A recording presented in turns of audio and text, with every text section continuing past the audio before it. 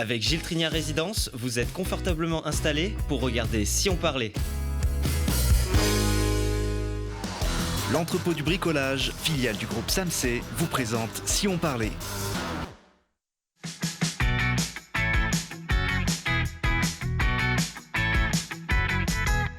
Allez, bonjour à tous. Si on parlait aujourd'hui de l'agriculture de demain, une agriculture plus responsable qui devra faire cohabiter production et préservation de l'environnement, un défi que les professionnels ont déjà commencé à relever, notamment chez nous en Isère. Alors pour en parler avec moi, André Coppard, bonjour. Bonjour. Vous êtes vice-président de la Chambre d'agriculture de l'Isère, vous êtes également exploitant agricole, je crois que vous avez une belle exploitation dans le nord du département.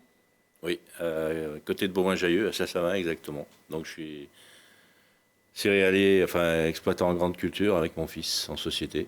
Voilà. Et céréales, donc... Je fais du maïs, du blé, de l'orge, du colza, toutes les principales céréales du secteur.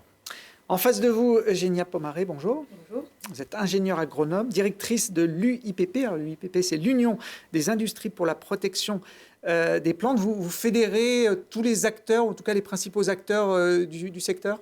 Exactement, c'est une association professionnelle qui fédère aujourd'hui 19 entreprises qui mettent sur le marché des produits phytosanitaires, donc tout ce qui est là pour soigner des plantes. Avec une mission particulière Alors c'est un syndicat professionnel classique, mission de représentation de ses membres, interface avec les parties prenantes, les associations, les pouvoirs publics, mission de veille aussi quand il y a des textes pouvant nous concerner, et puis le lien avec nos homologues au niveau européen, voire même international. Avec nous également un chercheur, Jacques Bourguignon, bonjour. Enchanté. Vous travaillez au laboratoire de physiologie cellulaire et végétale. Oui, donc c'est un labo qui est situé sur le campus du CE Grenoble, qui est une UMR, une unité mixte de recherche dans laquelle travaillent des chercheurs du CNRS, des chercheurs de l'INRA, des chercheurs de l'Université Grenoble-Alpes et des chercheurs du CEA, et également des techniciens et des doctorants et post-doctorants. Et donc on s'intéresse, donc c'est surtout une recherche fondamentale que l'on fait. On s'intéresse aux mécanismes, on va dire moléculaires qui interviennent dans différents aspects de la physiologie de la plante, notamment la mise à fleur, la photosynthèse, le développement. Et nous, dans notre équipe, on s'intéresse plus particulièrement à l'impact des métaux lourds sur les plantes et les microalgues. On verra ça un peu plus tard dans l'émission. On ne peut pas dire, Eugénia Pomaré, que les pesticides ont une bonne image auprès du grand public. À quoi ils servent ces produits ? Alors, ce sont des produits qui servent à protéger les plantes, essentiellement contre soit les mauvaises herbes, donc les herbicides, soit des maladies. Donc des maladies, en général, c'est tout ce qui est champignons microscopiques. On peut avoir en tête le mildiou, l'oïdium, la carie du blé, par exemple. Et puis, en moindre mesure, sur nos climats, les insecticides, donc les insectes. Ça peut être des insectes du sol, des insectes de la plante. Je dis en moindre mesure parce que nous sommes dans des climats qui favorisent moins les insectes par rapport à d'autres parties du globe. Donc, en France, c'est essentiellement des problèmes de ce qu'on appelle les mauvaises herbes et de maladies. Pour faire le parallèle avec les hommes, c'est les médicaments des plantes. Oui, j'aime pas trop forcément le parallèle, mais oui, c'est-à-dire qu'on va intervenir uniquement quand c'est nécessaire. D'ailleurs, aujourd'hui, ça fait partie justement des voies d'avenir d'intervenir strictement quand c'est nécessaire, avec la bonne dose au bon moment. Donc ça, c'est vraiment aujourd'hui ce qu'on appelle l'agriculture raisonnée, la protection intégrée des plantes. C'est quand même c'est très pointu, c'est une innovation très pointue parce que, pour vous donner une idée, il y a, bon an, mal an, 10 000 bioagresseurs. Dans les bioagresseurs, on met vraiment tout. Toutes les plantes qui peuvent être des adventices, donc de mauvaises herbes, les maladies, les insectes. Et donc, après, ça va dépendre de l'année. Un printemps sec va favoriser les insectes. Voilà. C'est essentiellement ce qui fait bouger d'une année sur l'autre le marché et les besoins des agriculteurs, c'est le contexte sanitaire. Un printemps humide va nécessiter davantage de fongicides. Donc, chaque année, l'agriculteur doit adapter parce qu'en plus, ça va dépendre des variétés qu'il va le cultiver, en fait. André Coppard, c'est une utilisation, les produits phyto, qui est encadrée. Les agriculteurs ne font pas ce qu'ils veulent, j'imagine, avec ce type de produits ? Oui, tout à fait. tout est encadré, les produits par eux-mêmes, et le matériel qui est aussi encadré et contrôlé. C'est-à-dire les pulvérisateurs ont un contrôle tous les 3 ans, c'est obligatoire. Comme les voitures, c'est tous les ans, tous les 2 ans. Les voitures, nous, c'est tous les 3 ans, c'était tous les 5 ans, ça a été raccourci tous les 3 ans. Et on a des fiches, des fiches conseils à respecter, des produits, la dose à respecter. On a, chaque fois qu'on intervient sur une parcelle, que ce soit sur un produit phyto ou que ce soit sur des intrants comme des engrais, tout ça, on doit y notifier dans notre plan, ce qu'on appelle un plan de fumure. Et chaque exploitation doit notifier toutes les interventions qu'il fait tout au long de l'année sur chaque culture et chaque parcelle. Voilà. Parce que si ces produits n'ont pas très bonne image, Eugénia Poramaré, c'est aussi parce qu'ils peuvent avoir en tout cas un impact sur la santé et sur l'environnement. C'est clair que c'est des produits qui ne sont pas anodins, parce qu'ils vont intervenir sur des organismes vivants. Pour cette raison, ils sont très encadrés en amont. La réglementation, avant même qu'ils arrivent sur le marché, en gros, c'est 10-12 ans de recherche, d'encadrement, et n'arrivent sur le marché après ce qu'on appelle une AMM, autorisation de mise sur le marché, les produits pour lesquels le risque est jugé maîtrisé, à la fois pour l'environnement, pour l'agriculteur qui est le premier exposé, mais aussi pour les riverains, les promeneurs qui peuvent passer à côté des parcelles. Donc c'est un système très encadré au niveau européen. C'est vraiment une réglementation européenne, un système très intégré. Eugénia Poramaré faisait allusion aux promeneurs, à l'environnement qui peut être proche des exploitations. Les agriculteurs ont une image négative auprès, on va dire, du grand public suite à l'utilisation de ces produits depuis ces dernières années? Oui, on a une mauvaise image, mais je pense que c'est parce qu'il y a une désinformation sur le sujet, parce que ça fait de nombreuses années qu'on emploie des produits phytosanitaires, et on en emploie beaucoup moins énormément moins qu'on en employait, parce que c'est des produits qui coûtent très cher, et quand on peut faire l'impasse ou diminuer les doses de produits phytosanitaires, on augmente le revenu au niveau de l'exploitation. Donc après, c'est les produits bien sûr qui sont dangereux comme tout produit, quoi. Il n'y a pas que les produits phytosanitaires qui sont dangereux. Hein. Notre détergent. Oui, tout à fait. Il y a des produits que chaque citoyen chez lui, dans son placard, qui sont aussi peut-être même plus dangereux que les produits phytosanitaires et qui n'ont pas les mêmes normes d'emploi que les produits phytosanitaires. Après, il y a un matériel spécifique que je parlais tout à l'heure, qui est le pulvérisateur avec des buses anti-dérive qu'on appelle. Et la buse anti-dérive, elle porte son nom, donc ça veut dire qu'il n'y a pas de dérive.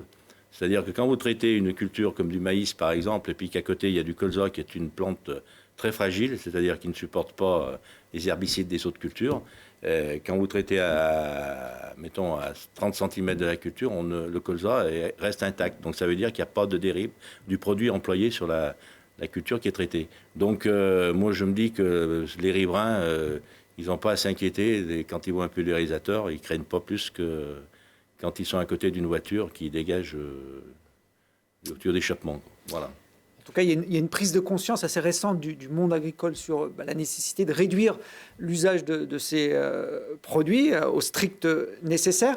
Qu'est-ce qui se passerait, Eugénia Poramaré, si on arrêtait du jour au lendemain l'usage des phytos? On aurait des pertes considérables au niveau de la culture. Alors, une culture qui sort de terre et qui est rapidement attaquée, parfois même au niveau de la semence. Donc, pendant tout le cycle de la culture, puis elle est longue. Alors, les cultures qu'on appelle pérennes, la vigne, les arbres fruitiers, c'est celles qui vont être les plus attaquées parce qu'elles sont là toute l'année, donc tous les cycles de l'année. Mais les cultures annuelles, elles seraient fortement impactées. Donc, l'objectif, c'est déjà d'expliquer aux citoyens. Les questions sont tout à fait légitimes. Hein, quand on voit effectivement passer des machines, on s'interroge. D'où l'intérêt de revenir sur le sens même du métier, expliquer le pourquoi du comment. L'agriculteur ne peut pas se permettre de perdre 30 ou 40% de sa récolte, c'est pas possible.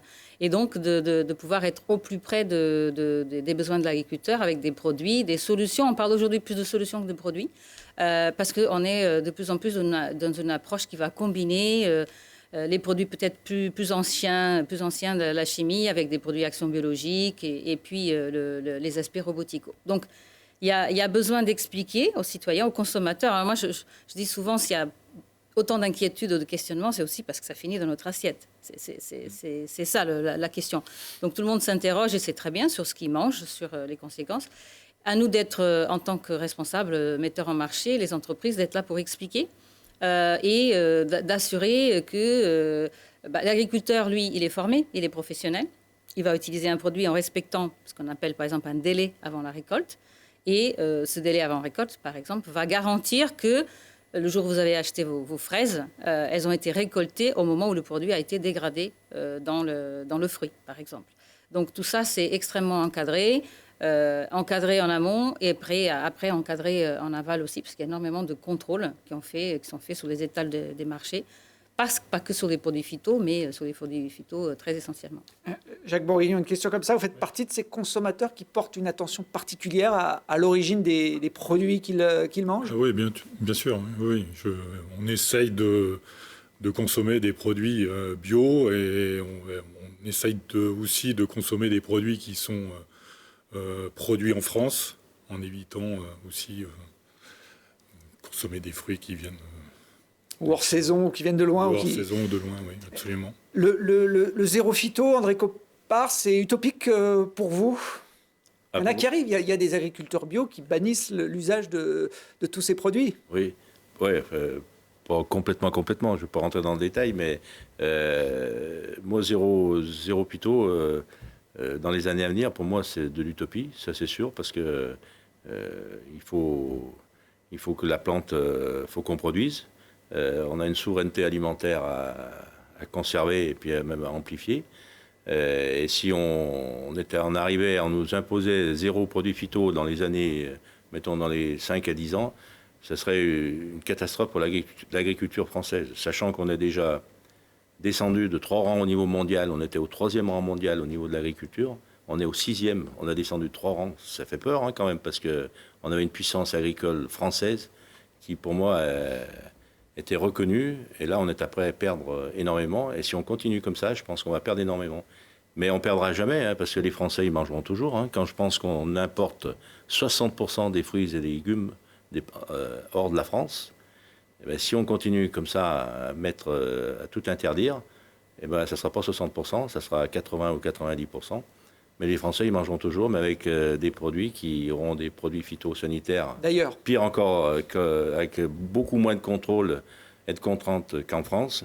Et les gens mangeront quand même. Et ils en mangent maintenant, parce que, comme a dit monsieur, il y a des produits bio, ok, mais tout n'est pas bio. Et puis, quand je pense que le bio arrive de Chine ou arrive de je ne sais pas de quel pays, je me dis que c'est peut-être pas les mêmes contrôles qu'en France.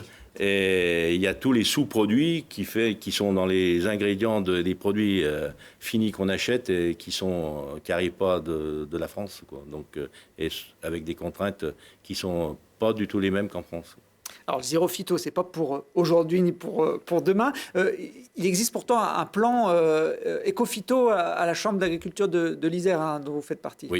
Oui, il y a un plan éco-phyto. Les agriculteurs font beaucoup d'efforts. La Chambre d'agriculture les aide dans ce sens-là, c'est-à-dire à faire des alternatives pour essayer d'économiser les phytos, de moins en employer ou en employer à bon escient, quoi. Pas systématiquement comme ça se faisait par le passé, c'est-à-dire intervenir que s'il y a une maladie ou un besoin d'intervenir et avec un produit spécifique, qui est moins polyvalent, qui cible exactement le besoin de la culture. Et puis il y a des alternatives mécaniques, c'est-à-dire qu'on peut cibler, alterner le chimique et le mécanique, les deux, sans céder du bio, quoi, puisque le bio, eux, c'est 100% mécanique. Donc ceux qui sont dans le conventionnel ou le raisonné peuvent associer les deux. Nous, sur notre exploitation, on le fait, c'est-à-dire il y a le binage, le traitement sur le rang, exactement sur le rang de la culture, au lieu de traiter toute la surface. Vous avez uniquement les pointes, les racines. Voilà. Et donc, on économise du produit et donc de l'argent.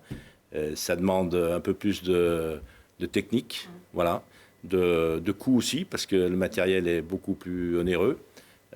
Donc, je dirais que tout le monde ne pourra pas aller du jour au lendemain dans cette voie-là, parce que le matériel coûte très cher et c'est ce qui grève un peu le revenu des agriculteurs.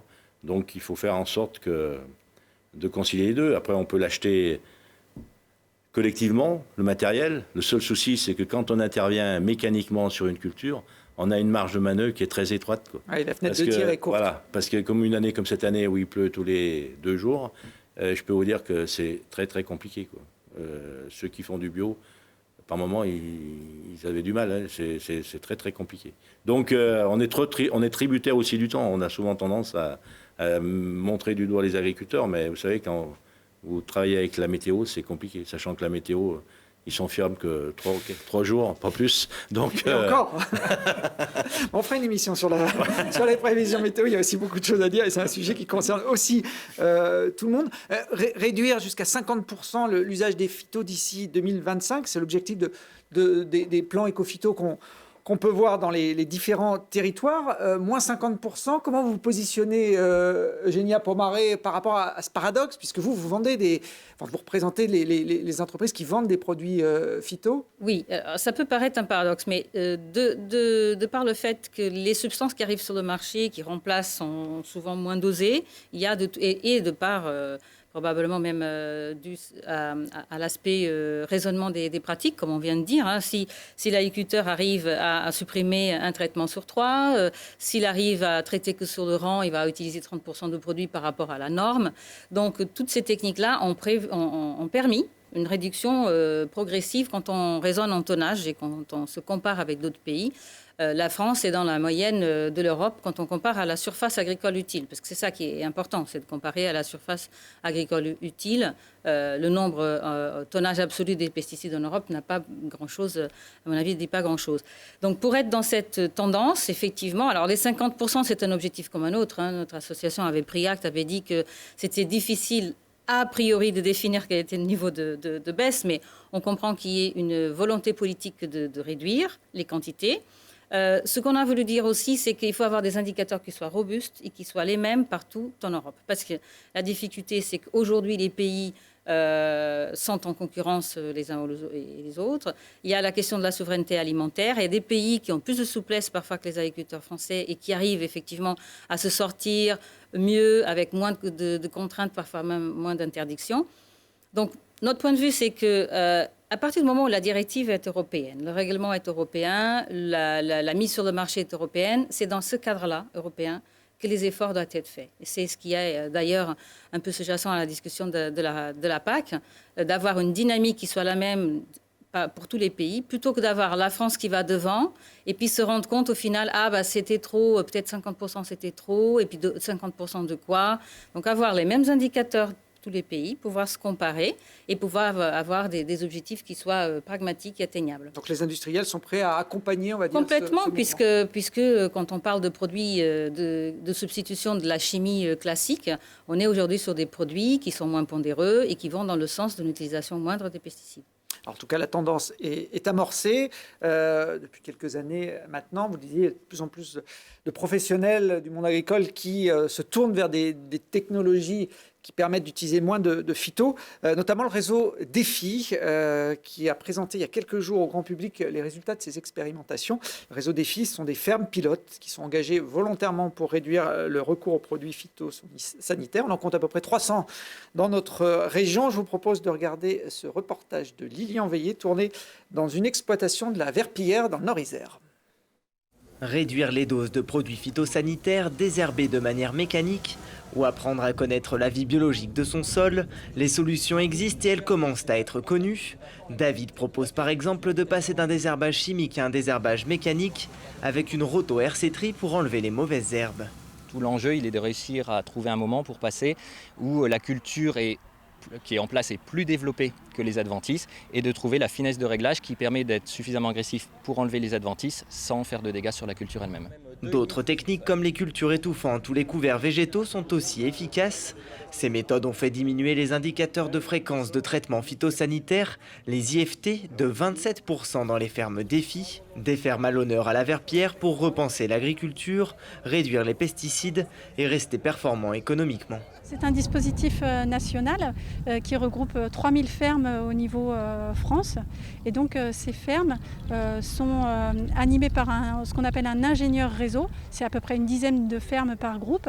Et donc cet ingénieur réseau accompagne les agriculteurs dans leur réduction de phyto. La région compte aujourd'hui 82 fermes défis et 218 fermes du groupe 30 000 pour faire passer de 3 000 à 30 000 ce genre de fermes engagées dans la transition agroécologique. Cette réunion avait lieu sur les terres d'Hervé et de Serge Bouvier, engagés depuis 4 ans dans les groupes défis. Ils ont notamment investi 50 000 € dans du matériel pour limiter leur utilisation de produits chimiques et ils se servent aussi d'autres leviers pour moins polluer les sols. Une plante qui n'est pas stressée, qui n'a pas trop chaud, dont l'atmosphère n'est pas trop sèche, va mieux absorber les produits qu'on va épandre. Donc le but, c'est de faire des traitements que quand les conditions sont optimales. D'autres leviers plus agronomiques avec comment gérer le sol, les couverts végétaux, les intercultures, éventuellement les réductions de doses d'engrais ou d'autres voies que les engrais chimiques. Avec cette agriculture raisonnée, ils n'ont pas vu d'augmentation de leur rendement, mais ils veulent produire mieux, pas plus, et ils augmentent leur marge en conséquence pour continuer d'être rentables.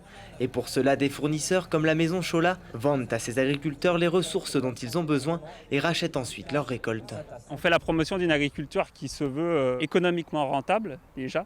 Et puis éco-responsable, c'est-à-dire qu'on intervient quand on peut avec le strict minimum. Quand il y a des techniques qui semblent prometteuses, on les expérimente avant de les lancer à grande échelle. On ne perd pas de vue quand même qu'il faut que l'agriculteur vive de ce qu'il fait, c'est essentiel.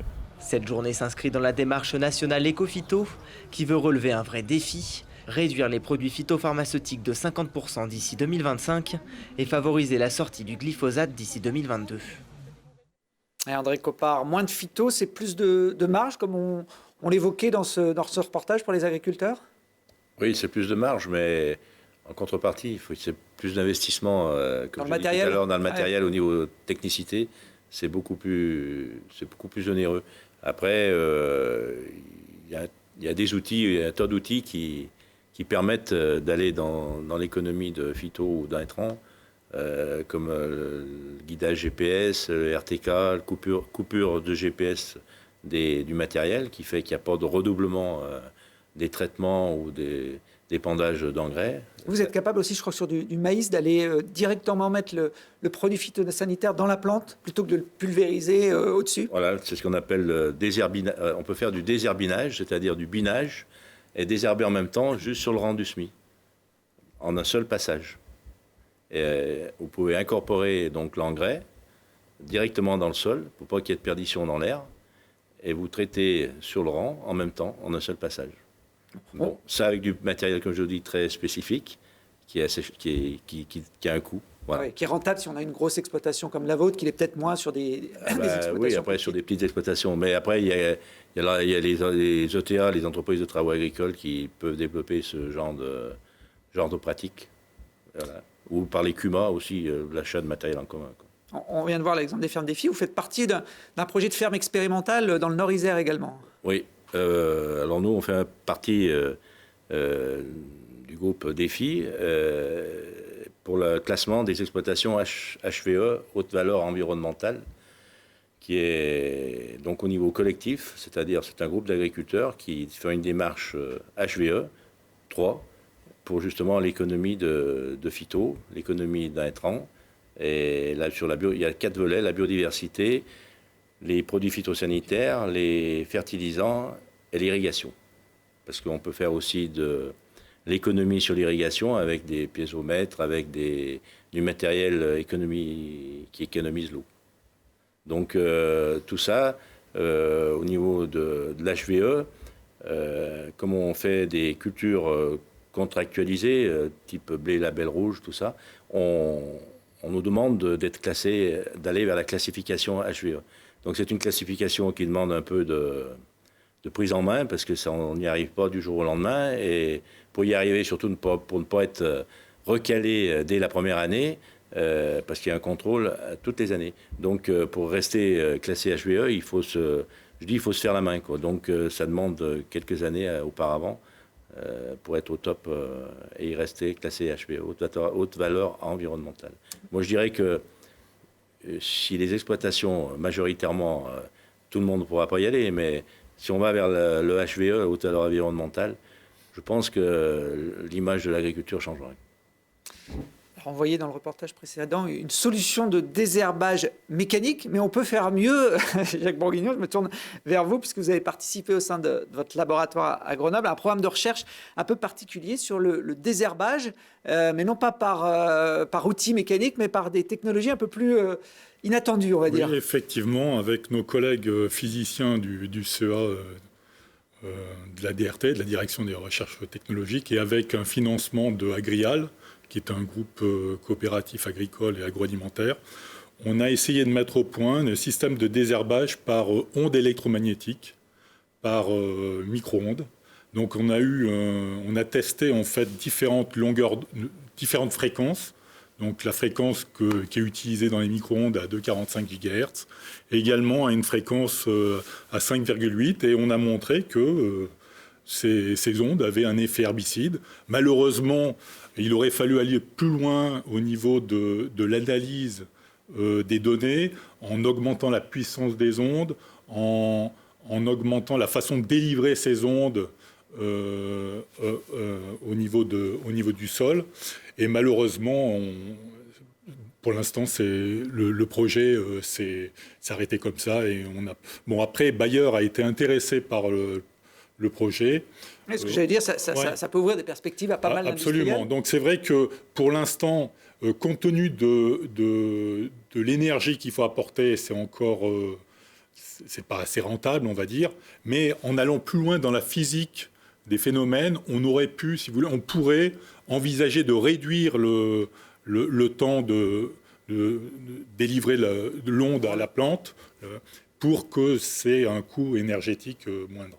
C'est des recherches que vous avez brevetées, que vous avez protégées quand même? Oui, on a eu un brevet. On a un brevet, effectivement, avec les collègues du LETI au CEA Grenoble. Oui. Ces ondes, elles sont capables d'aller tuer la mauvaise herbe et de garder la plante qu'on veut faire pousser ou pas? Non, elles ne sont pas sélectives. Elles sont pas sélectives. Donc, si vous voulez, en fonction de la fréquence, on peut avoir, à 2,45, par exemple, vous allez tuer toutes les plantes qui sont au sol.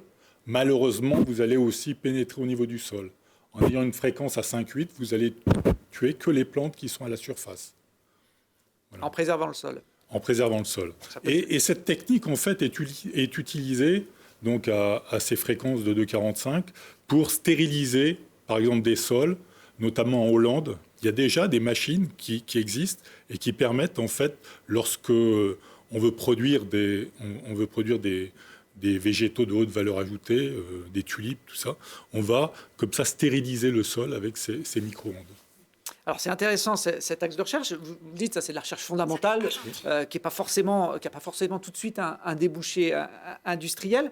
Eugénia Pomarez, les entreprises que vous représentez, j'imagine, ont leur propre labo de recherche. Est-ce que pour autant il y a des passerelles avec des laboratoires comme celui de Jacques qui font de la recherche plus pure, plus fondamentale? Il y a énormément d'exemples.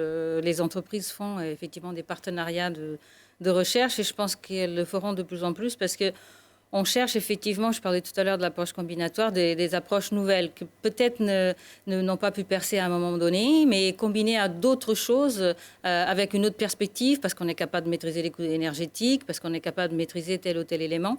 Et donc, ce sont ces partenariats de recherche, c'est très souvent avec des startups sur des sujets pointus. Et les entreprises que je représente sont effectivement assez souvent en partenariat, parfois avec les milieux universitaires, les centres de recherche, beaucoup de projets avec l'INRAE par exemple. Et puis comme ce sont des entreprises à visée européenne, voire mondiale, avec des projets qui dépassent largement le cadre de la France. Puis on le voit avec le témoignage de Jacques, la recherche, il y a toujours une part d'incertitude, on ne gagne pas à tous les coups. Hein. Oui, effectivement, oui. C'est très compliqué. Pour les produits phyto, on avance un chiffre, c'est que entre le moment où on observe des propriétés en laboratoire, quelles qu'elles soient, et le moment où le produit sort formulé pour les agriculteurs, il se passe en moyenne 10 ans, 12 ans, et on part de 150 000 hypothèses pour arriver à une.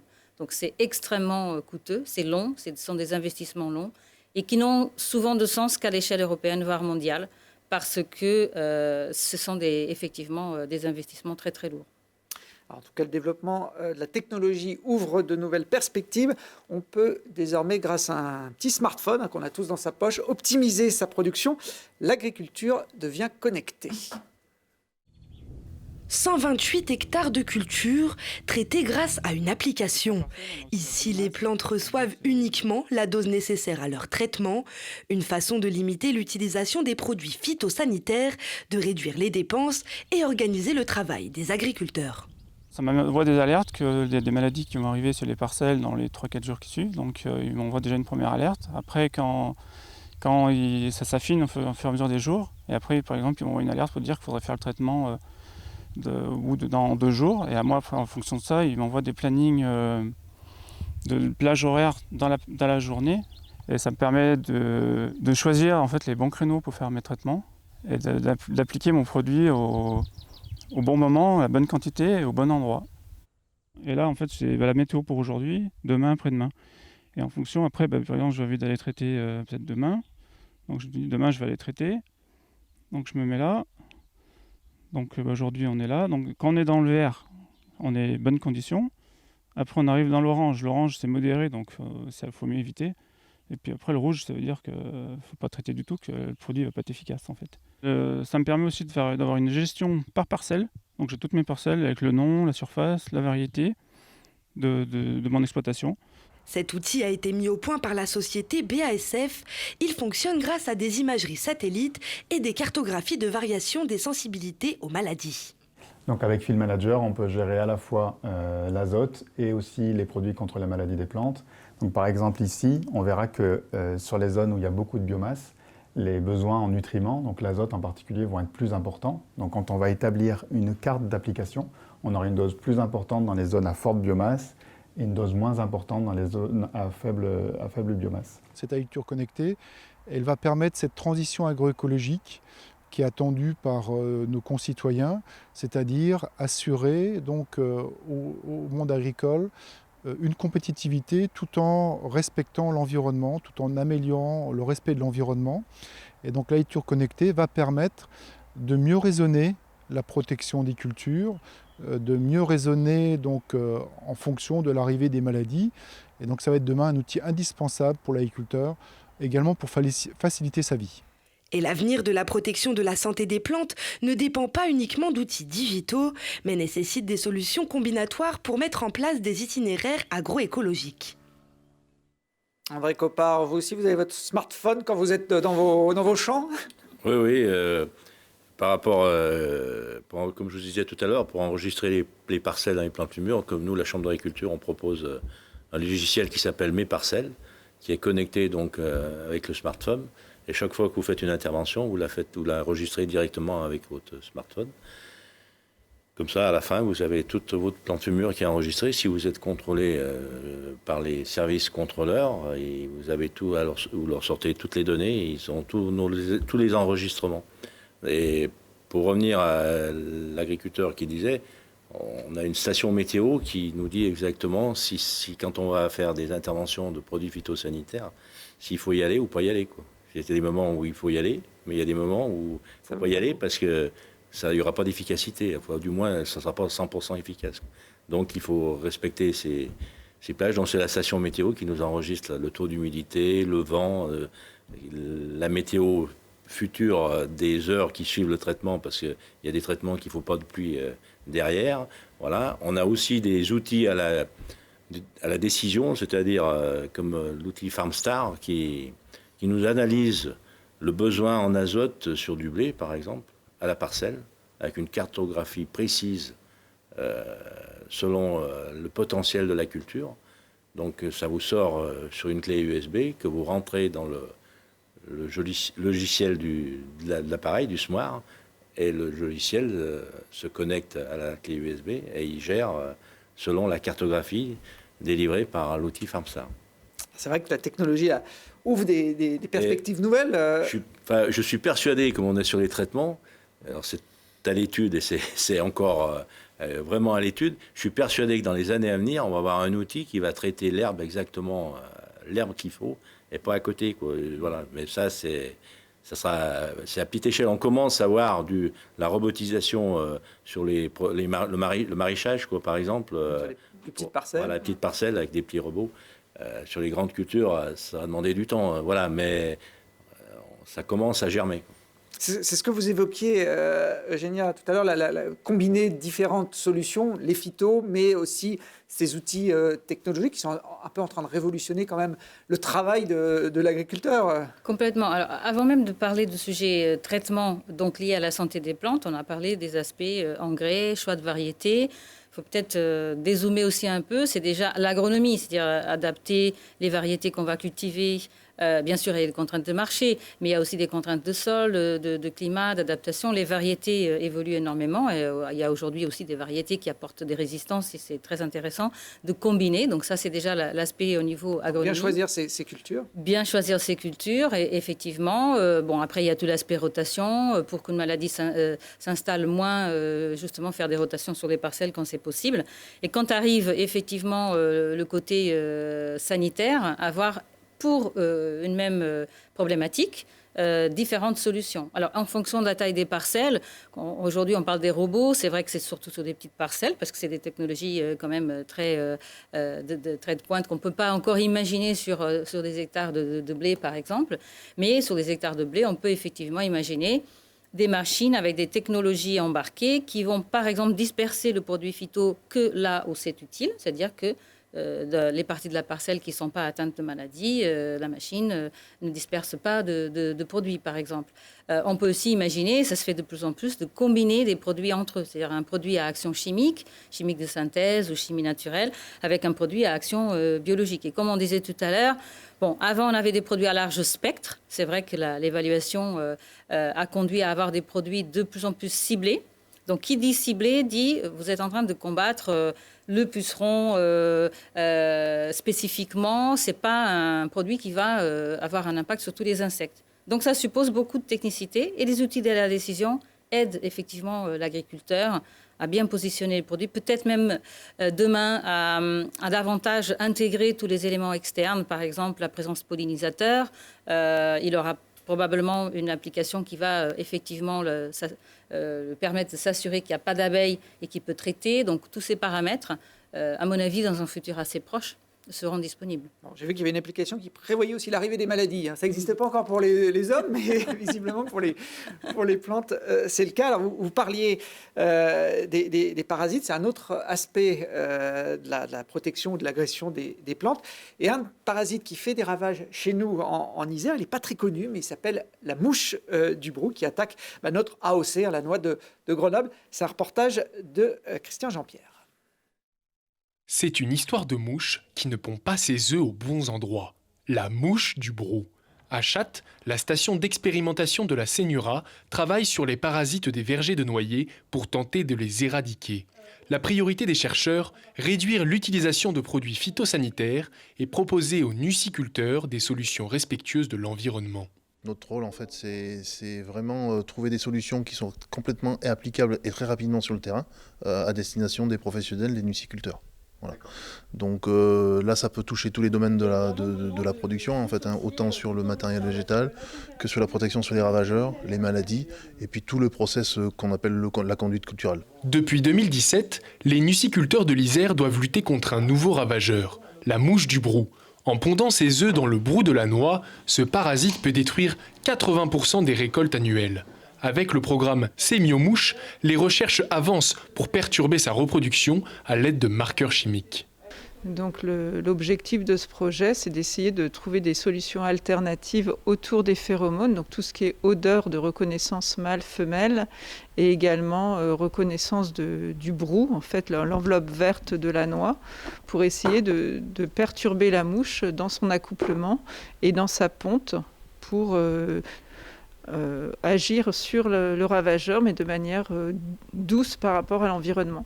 Une des techniques de lutte respectueuse de l'environnement utilisées dans les filières bio de la cerise, olive et pomme est celle du piégeage massif. Problème, un décret européen n'autorise pas son utilisation pour la noix. Là, on va tout à fait monter au créneau, on est déjà monté.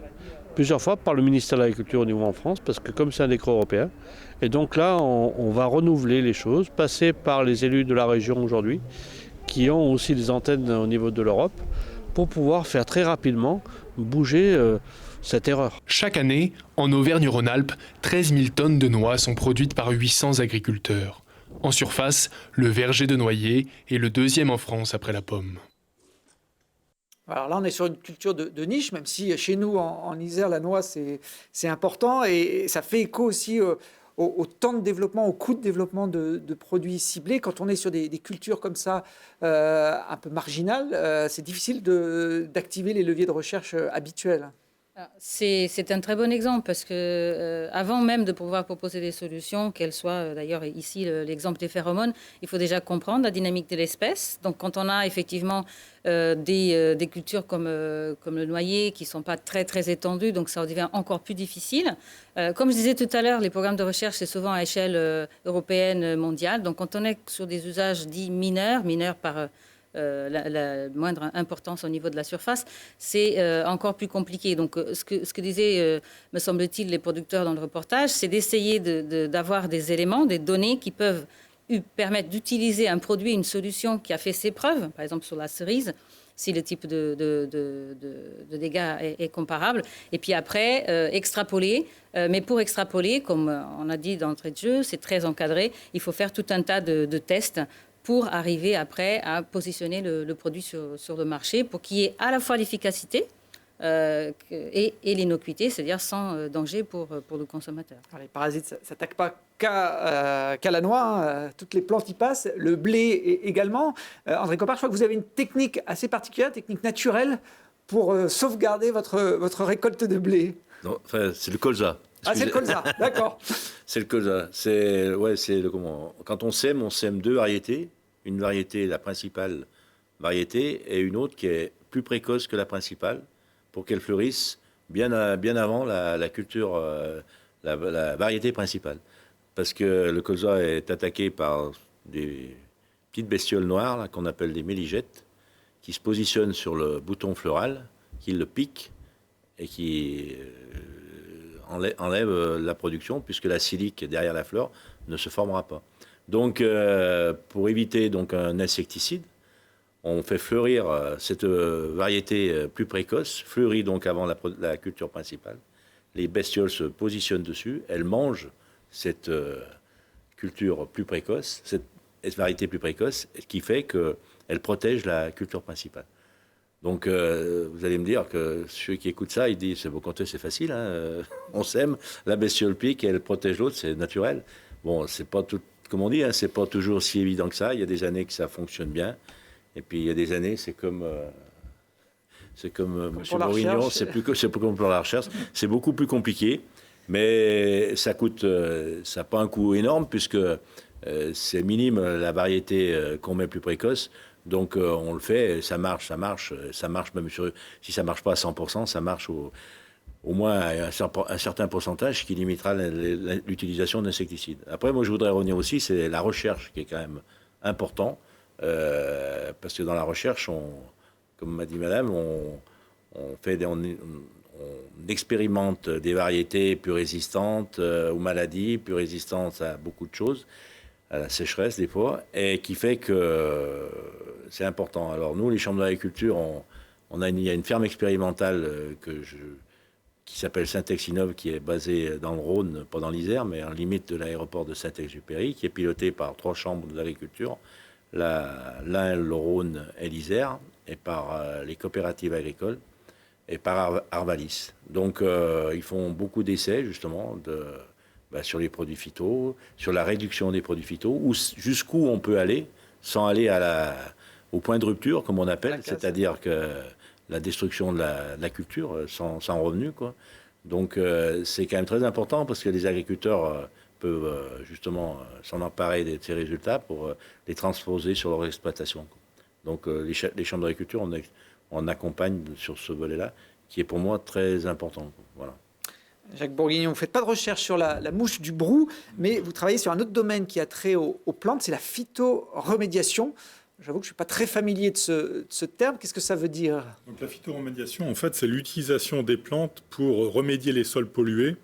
Et donc, c'est-à-dire, et en particulier, nous, on travaille sur les métaux, c'est l'utilisation de la plante comme pompe qui va extraire les métaux dans le sol et essayer de faire transloquer ces métaux dans les parties aériennes, là où elles vont pouvoir être récoltées et valorisées. Et donc, nous, on s'intéresse plus à l'aspect fondamental, c'est-à-dire qu'il y a des molécules qui jouent un rôle important dans l'entrée de ces métaux dans la plante. En particulier, on a un contrat ANR, donc de l'Agence nationale pour la recherche sur l'uranium, qui est un composé qui intéresse le CEA, mais qui est également, entre guillemets, un contaminant des intrants phosphatés, au même titre que le cadmium, par exemple. Et donc, on essaye de voir comment cet uranium rentre dans la plante pour essayer après de sélectionner des plantes qui vont permettre justement de faire transloquer cet élément dans la partie haute de la plante pour extraire et décontaminer le sol grâce à ces... Alors, il existe des plantes qui sont hyper accumulatrices, qui ont cette faculté naturelle d'extraire le cadmium, le zinc, le nickel, etc. Et il y a un autre aspect qui est, on travaille également sur des microalgues, et une microalgue qu'on a isolée qui a la faculté d'accumuler en très grosse quantité cet uranium, mais également l'argent. Et donc, on espère pouvoir l'utiliser après par la suite pour essayer de dépolluer donc des milieux contaminés par ces éléments. Ces plantes dépollueuses, oui. Une fois qu'elles sont chargées d'uranium, alors on ne les mange pas, j'imagine, oui. Elles ne sont pas comestibles. Est-ce qu'on peut récupérer l'uranium ou alors on les détruit? Alors, l'uranium, pour l'instant, ça n'existe pas, mais par exemple, on peut faire du phytomining, on va dire, c'est-à-dire utiliser ces plantes comme pompe pour extraire le nickel, pour des éléments à haute valeur ajoutée, pour des métaux à haute valeur ajoutée, par exemple le nickel. Il existe déjà des start-up, notamment en Albanie, où naturellement, en fait, les sols sont pollués pas pollués, mais c'est la croûte terrestre qui fait que le sol est déjà enrichi en certains éléments, et notamment le nickel, et qui est utilisé comme ça. On peut, alors, chose extraordinaire aussi, dans ces plantes hyperaccumulatrices, donc vous avez toute une panoplie de plantes, il en existe des centaines, et à partir de ces éléments qui sont concentrés dans les feuilles, en fait, on peut les utiliser comme éco-catalyseurs pour catalyser des réactions chimiques pour synthétiser des produits à haute valeur ajoutée. Et c'est le travail, par exemple, que fait Claude Grison à Montpellier. Elle a pas mal de brevets avec des industries pharmaceutiques, des industries dans la cosmétique, parce que dans la plante, en fait, ces métaux sont activés, si vous voulez. Ils ne sont pas pareils que naturellement. Et donc, ils ont la capacité d'améliorer considérablement les réactions et donc sont beaucoup plus rentables à ce niveau-là. Donc ça, c'est un autre aspect de la phytoremédiation. Ah bah c'est intéressant, la plante qui devient un remède en elle-même, notamment pour dépolluer les sols. Je ne sais pas si en Isère, on a des problèmes importants de pollution de sol, comme en Albanie, par exemple. Notre sol est plutôt sain, André? Je pense que je n'ai pas la teneur des métaux lourds dans le sol, parce que je n'ai pas les analyses, mais c'est vrai qu'on a beaucoup d'anciennes décharges qui n'ont jamais été dépolluées, quoi, et qui maintenant ressurgissent un petit peu dans chaque commune ou collectivité, qui ont ces problématiques d'anciennes décharges, et qu'on ne sait pas trop comment y faire, parce que ça coûte énormément à la collectivité, et ça reste un peu dans l'état, quoi. Donc, c'est vrai que la région Rhône-Alpes, en fait, il y a eu, d'ailleurs, il y a une base de données au ministère de l'Environnement, c'est Basol, qui répertorie tous les sites pollués, et la région Rhône-Alpes, il y en a pas mal, il y en a plus de 1000. Ce qu'il faut savoir aussi, c'est que, par exemple, l'INRA avait fait une étude il y a quelques années déjà, où elle a montré que les sols agricoles étaient malheureusement pas mal pollués. Donc, par exemple, dans la région du Grand Ouest, là où on fait de l'élevage, et parce qu'on donne des compléments alimentaires aux bovins, aux vins, etc., on trouve pas mal de cuivre, de zinc. Dans les régions viticoles ou arboricoles, malheureusement, puisqu'on traite pas mal à la bouillie bordelaise, on a du cuivre. Mais ce qu'il faut savoir aussi, c'est que ces pollutions peuvent être aussi naturelles. Hein. Lorsqu'on a une éruption volcanique, par exemple, sur la Terre se répand du mercure, du cadmium, du cuivre, du zinc, etc. Donc voilà. Mais c'est vrai que malheureusement, on ne fait pas. Je ne pense pas qu'il y ait beaucoup de contrôle à ce niveau-là, au niveau des sols, en matière de métaux lourds. Oui. Il faut surtout analyser avant justement qu'on ait cette pollution sur les sols. C'est souvent comme au niveau des boues de stations d'épuration qui sont, qui sont épandues sur les sols agricoles, hein, et qui, pourquoi elles sont épandues? Parce qu'elles reviennent pas cher à la collectivité, hein, au lieu de les faire brûler, on les épand. Ça coûte rien. Et là, il y a intérêt d'avoir des analyses qui sont très fiables, parce que derrière, il peut y avoir des industries d'autres qui amènent des métaux lourds comme le chrome, le mercure. Non, mais c'est vrai que les boues et même les composts sont une source de contamination par le mercure, par le chrome, etc., qui sont très importants, c'est vrai. Ça, c'est... Voilà.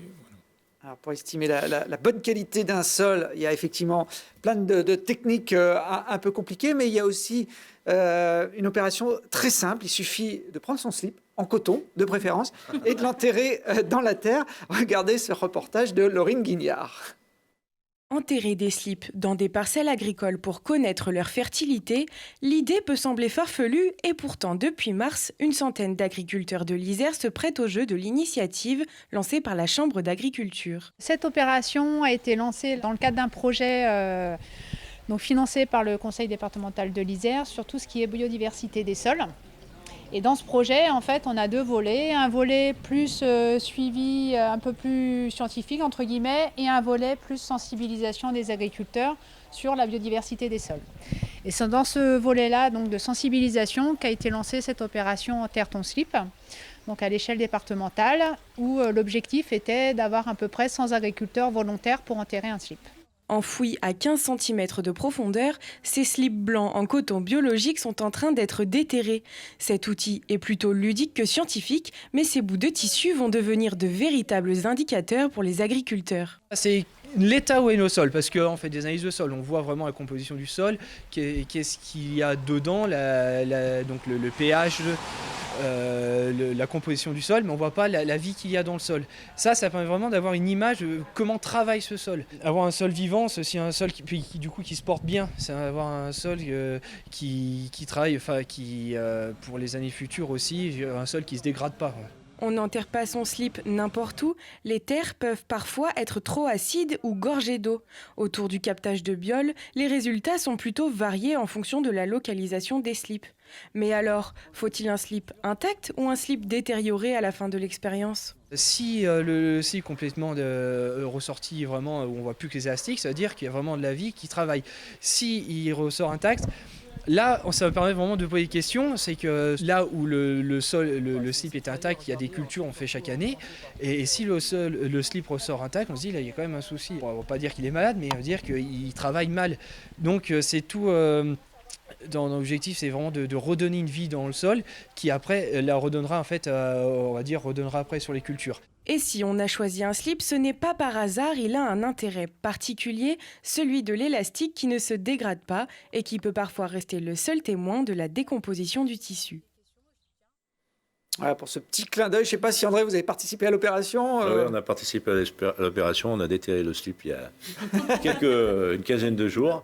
Je ne vous ai pas demandé de l'amener aujourd'hui. J'aurais pu. Hein, mais ouais, ça donne une image. Hein, ça donne une image de quand on le ressort intact. Ça veut dire qu'il n'y a pas beaucoup de vie microbienne dans le sol qui agit pour détériorer le slip.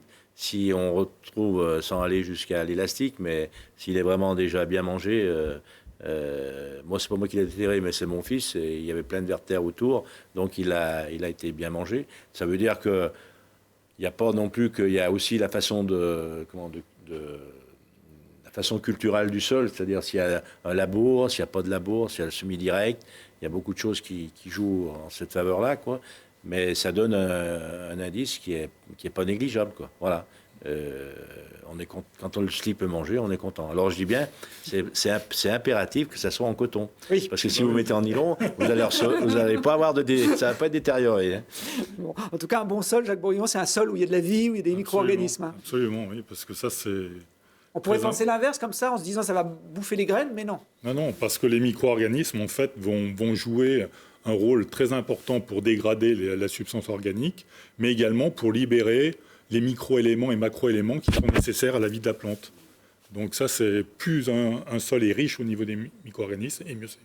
Bon, moi j'aurais appris plein de choses au cours de cette émission. Une dernière petite question, Eugénia, pour rebondir sur l'actualité du moment. La vaccination, elle existe pour les hommes. Est-ce qu'elle existe aussi pour les plantes ou est-ce que ça fait partie des pistes de recherche pour les années à venir, de les protéger en amont des futures maladies? Alors oui, il y a effectivement des pans innovants de la recherche. On a parlé beaucoup de l'ARN messager pour les vaccins. Il y a des pistes de travail aussi en santé des plantes, des choses d'ailleurs qui vont peut-être connaître une accélération parce qu'il y a eu aussi un boom en avant avec la vaccination. On a réussi à faire des choses quand même fantastiques en un laps de temps très court. Et en matière de santé des plantes, ça va énormément aussi rapidement. Il y a des choses prometteuses. On parle de peptides, on parle de techniques nouvelles qui vont effectivement permettre... Alors, c'est parfois de la recherche fondamentale, je ne dis pas que c'est pour demain, mais très rapidement de pouvoir élargir la panoplie de solutions dont disposeront les agriculteurs. Eh bien, à suivre. En plus du smartphone, il faudra peut-être la seringue dans quelques années, André, pour vos exploitations. Merci en tout cas à tous les trois d'être venus croiser vos points de vue sur cette question importante de l'agriculture et de l'agriculture de demain. Cette émission, comme toutes les autres, est à revoir en replay sur le site télégrenoble.net.